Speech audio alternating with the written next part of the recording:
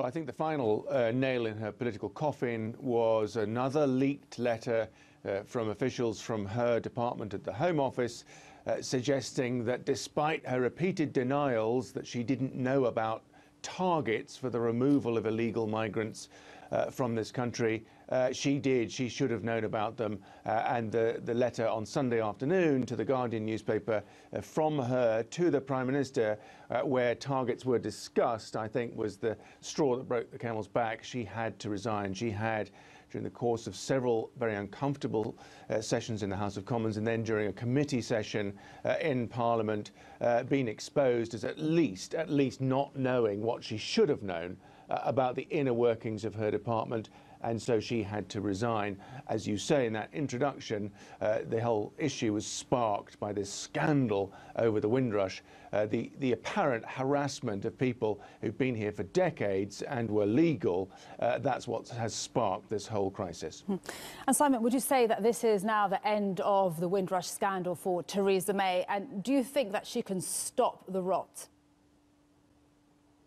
Well, I think that Theresa May is desperately hoping that this will draw a line under it. They've been apologising. They've been falling over themselves, government ministers, to apologise for this mess, promising to get this problem fixed. But her problem, Theresa May's problem, is that a lot of this policy was first thought up when she was the Home Secretary herself.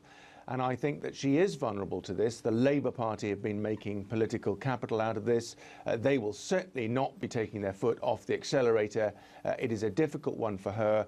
She will be hoping that Sajid Javid, interestingly the first member of an ethnic minority to hold such a senior British cabinet position, will try and put this matter to bed.